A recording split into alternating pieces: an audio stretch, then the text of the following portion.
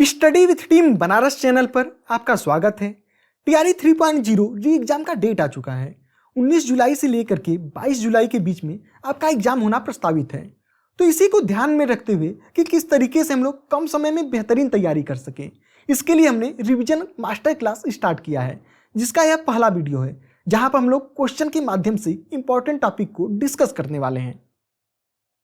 अब आपके सामने पहला प्रश्न है, आदि ग्रंथ का संकलन किस सिख गुरु द्वारा किया गया था?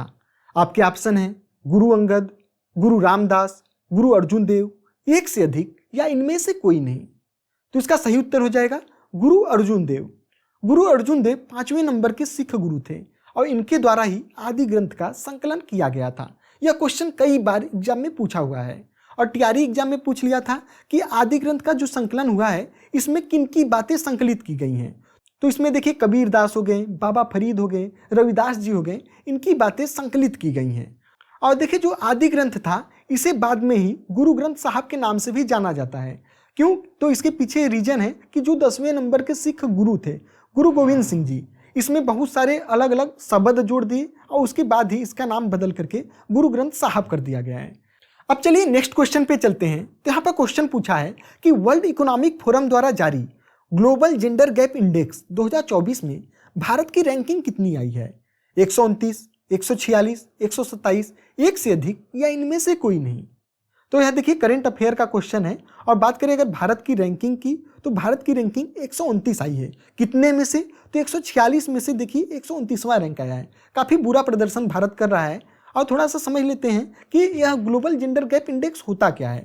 तो देखिए जेंडर गैप मतलब कि मेल हो गया और फीमेल हो गया, तो ऐसा तो है नहीं कि सबको देखिए बराबर अपॉर्चुनिटी मिल रहा है, तो काफ़ी ज़्यादा गैप रहता है। जैसे अगर करंट डेटा की बात करें 2024 की, तो अगर कोई व्यक्ति जो मेल है अगर वो 100 रुपये कमा रहा है तो फीमेल कितनी कमाती है? सिर्फ 40 रुपये कमाती है। इसीलिए भारत का रैंकिंग काफ़ी ज़्यादा बुरा है, 129वां रैंक है। और बात करें अगर टॉप किसने किया है तो आइसलैंड ने इस रैंकिंग को टॉप किया है।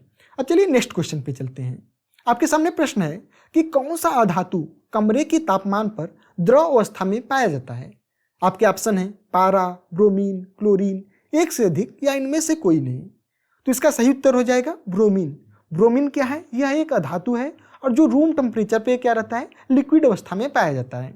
अभी देखिए जो टीआरई 3 हुआ था, जो पेपर लीक हुआ था, उसमें पूछ लिया था कि कौन सा धातु मतलब मेटल रूम टेम्परेचर पर द्रव अवस्था में रहता है। तो जब देखिए आपसे पूछेगा मेटल तो क्या होगा? पारा, मरकरी, Hg इसका फार्मूला होता है।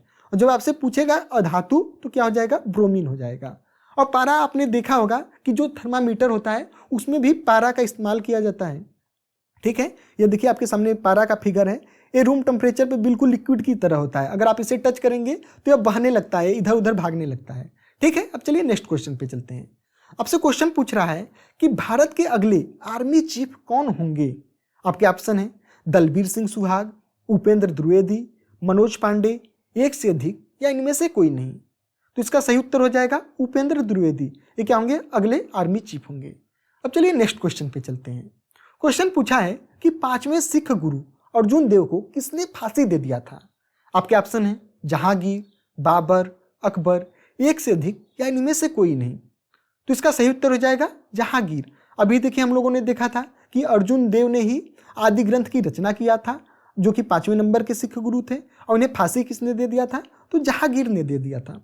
और इसके पीछे का थोड़ा सा स्टोरी जान लेते हैं कि आखिर जहांगीर ने अर्जुन देव को फांसी क्यों दिया था। तो जहांगीर का देखिए बेटा था, उसका नाम था खुसरो।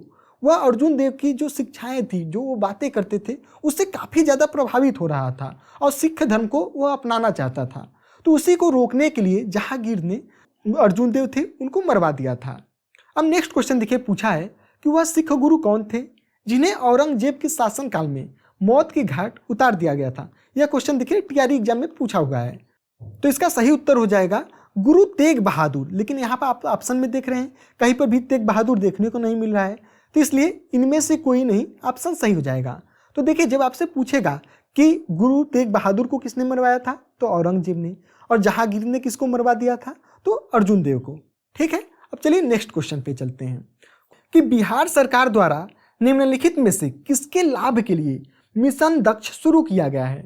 आपके ऑप्शन है खेत मजदूर, शैक्षणिक रूप से कमजोर बच्चे, छोटे कारीगर, एक से अधिक या इनमें से कोई नहीं। तो मिशन दक्ष किसके लिए शुरू किया गया है?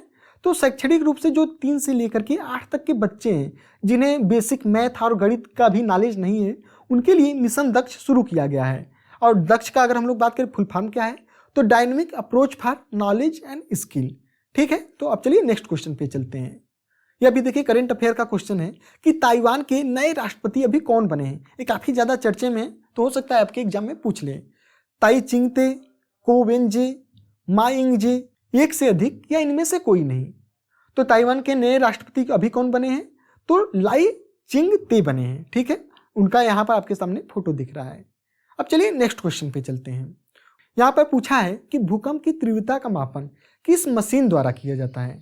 आपके ऑप्शन है सिस्मोग्राफ, बैरोमीटर, मैनोमीटर, एक से अधिक या इनमें से कोई नहीं। तो इसका सही उत्तर हो जाएगा, देखिए जब आपसे पूछे भूकंप का तीव्रता या फिर इंटेंसिटी, तो मर्केली स्केल पे मापा जाता है। और मर्केली स्केल यहाँ पर कहीं पर भी आपको ऑप्शन में नहीं दिख रहा है, इसलिए इनमें से कोई नहीं ऑप्शन हो जाएगा।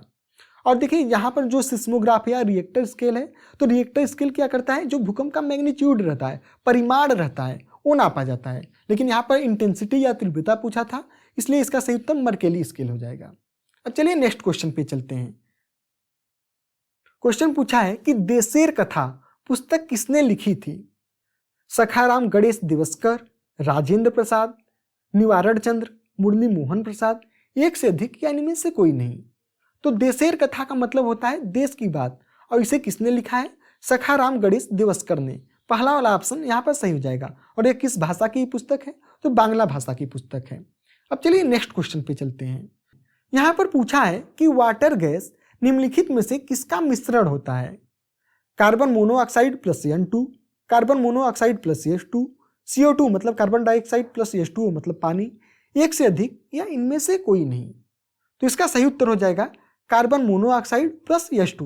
यहाँ पर देखिए थोड़ा सा बेसिक नॉलेज है कि जब CO बड़ा रहता है तो इसे कार्बन मोनोऑक्साइड कहा जाता है। वहीं पर अगर C बड़ा रहे, O छोटा हो जाए, तो इसे कोबाल्ट कहा जाता है। तो जब आपसे वाटर गैस पूछे तो कार्बन मोनोऑक्साइड प्लस हाइड्रोजन होता है। अब देखिए इसी तरीके से एक और क्वेश्चन पूछता है कि प्रोड्यूसर गैस किसका मिश्रण होता है? तो यहाँ पर कार्बन मोनोऑक्साइड प्लस N2 मतलब नाइट्रोजन। ये दोनों क्वेश्चन बहुत बार एग्जाम में पूछा हुआ है। तो प्रोड्यूसर गैस में आपका हो जाएगा carbon monoxide plus nitrogen gas, और वाटर गैस में वाटर होता है तो उसमें हाइड्रोजन आएगा ही, तो कार्बन मोनोऑक्साइड प्लस H2, और दोनों में कार्बन मोनोऑक्साइड कॉमन रहेगा, तो आप याद आसानी से कर पाएंगे। अब चलिए नेक्स्ट क्वेश्चन पे चलते हैं। यहाँ पर पूछा है कि किस घटना की तुलना सुभाष चंद्र बोस ने नेपोलियन के इल्वा से पेरिस लौटने से की थी? आपके ऑप्शन है महात्मा गांधी की चंपारण यात्रा, महात्मा गांधी की नमक यात्रा, महात्मा गांधी का भारत छोड़ो आंदोलन, महात्मा गांधी का द्वितीय गोलमेज सम्मेलन में प्रतिभाग। तो इसका सही उत्तर क्या हो जाएगा? बी वाला ऑप्शन। जो नमक यात्रा था उसे ही सुभाष चंद्र बोस ने नेपोलियन के इल्वा से पेरिस लौटने से तुलना की थी। तो इस तरीके से देखिए हम लोगों ने बहुत सारे इंपॉर्टेंट क्वेश्चन को डिस्कस कर लिया है। अगर आपको इस तरीके का वीडियो पसंद आ रहा है तो नीचे कमेंट करके बता दीजिएगा कि हाँ मुझे पसंद आ रहा है, और इसी तरीके के आपको और वीडियो चाहिए। धन्यवाद।